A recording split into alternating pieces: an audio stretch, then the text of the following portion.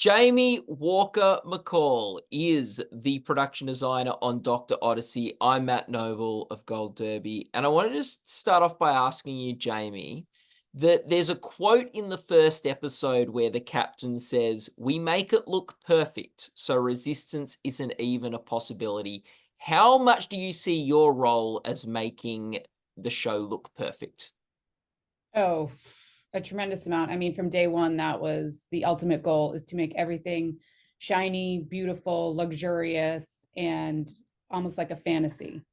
So we Mm, take that fairly serious on every episode. There's cleaning, there's so much that goes into getting that leisure deck to the spit shine that needs to be Dr. Odyssey's leisure deck. yeah. The captain in that same scene describes the ship as heaven. How would you describe the set? It is magical. That's actually built up in Santa Clarita, which gives us a big open sky and a lot of warm sunshine. And it is very magical when you step onto it. I mean, the working water slides, the jacuzzi, everything that's been plumbed to work. It is kind of magical when you step into it with all the shiny elements that are in there. And it does feel very heavenly when you walk in. Yeah. Working water slides. Did you have to test that? Like, I wish. We had to early on, yeah, institute anyone who goes down the water slide is going to be terminated immediately. So no one technically, other than stunt people, have gone down that water slide. yeah, But I fair plan enough. on it though. I'm gonna get on that. Yeah, yeah. Oh, that's so good. What are the challenges in making a set that's a cruise liner? The challenge that I wanted to take on, I was like, oh, I get to design a boat. That's pretty interesting and not Mm, something that you get to do every day. The challenges is just the multi layers that come into levels that come into the boat and how they all connect. And there was a map that I had to figure out early on, um, of what levels, who's where, what's happening where, and how they all connect. And then the cohesiveness of each set, because Ryan mm. Murphy wanted to be luxurious and deco, but also wanted the infirmary to feel very concierge style. So how does that fall into the rest of the warm woods and Madagascar wood that we were trying to achieve the luxuriousness? So it was a challenge in the beginning, but I'm when do you ever get to design a boat, which was really exciting for me. Yeah, and how, like, because in the show it seems so, like, everything's so connected. How, like, much is there a flow with the sets, or is it all these different rooms and different spots that are patched together to look like it's all connected?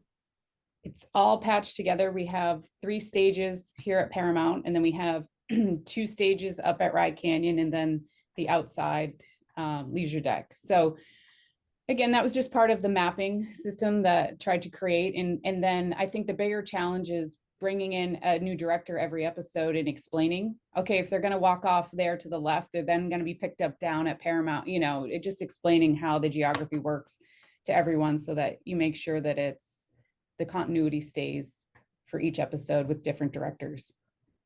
Yeah. And, like, and regardless of how the set's sort of all laid out, like, dealing with something like a cruise ship, it is a contained space in the world of this sort of show. Is that sort of, limiting or freeing as a production designer? Um, it's a little bit limiting. I mean, we do get to go out to locations here and there.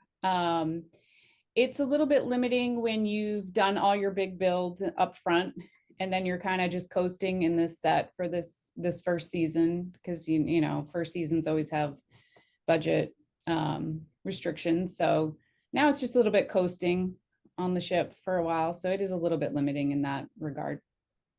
Mm. Did you like what did you learn about cruise ships from working on this show? I learned that cruise ships don't really look like our ship. Everything is smaller, a little bit less luxurious. I mean, except for our size ship. Obviously, the large Carnival style cruise ships are massive. Just the inner workings, how unbelievable how they are, just floating cities. And I've been on one cruise my whole life, so just to find out how interesting and how intricate all of that works is amazing. Mm, yeah. What was your favorite thing to work on for this set? My favorite thing was definitely our dining room, our great room. Just the complexity of all the little elements that are in it. It was really fun. That's where Ryan and I discussed this is our moment to bring in the Odyssey theme to the show. And we just did those big, beautiful, large scale reliefs on the four corners of the walls. The rounded staircase that comes down and the bar. It's just a fun giant room to create some little elements to, not little, large elements to, and then see it all come together in the short time frame that we had was pretty incredible. Mm. Was there anything that, like, you added to this sort of ship that, like, would make it unique from other cruise ships? There are, like, any sort of ideas that you're like, "Oh, let's put that in there." A lot of the fireplaces, a lot we get a lot of flack for that because there's, apparently no real fireplaces on cruise ships, but we have fire, which isn't probably the safest for a cruise ship, but that's a must. On a luxury liner, you have to have a fireplace here in our Odyssey world. Yeah. And does that just show the sort of extravagance of the ship, or was it trying to say something else? The No, just the fireplaces. extravagance and the over the top and the magicalness of what we're trying to create for this ship. Mm. With a like, the great that you said, like, with budget, there's a bit of, like, limitations for the first season of a show, but there's great opportunities with the first season of a show to just set up this world and to sort of create this sort of tone. What was the thing that was important for you? What was sort of your North Star in setting up the world of Doctor Odyssey? First, it was narrowing down exactly what we wanted the ship to represent in its beauty and luxury, and that was the first challenge, just to kind of narrow down what was the ship saying and what was the Art Deco modern directive that I was given. And then after that, knowing that it could potentially, if it was successful, go into multiple seasons, I felt a great responsibility to try to plan for future seasons of like, how could we build off of this? How could I responsibly build pathways and ways that we could then expand upon in future seasons? So I think as I was going along, and once I narrowed down the ultimate look of the show, then the biggest challenge was trying to figure out how do I not kind of, you know, bone myself in future seasons if we are lucky enough to have future seasons to expand upon what we've done. Mm. And sort of as a production designer, how do you think what you do how do you think what you do helps set the course for where a series goes?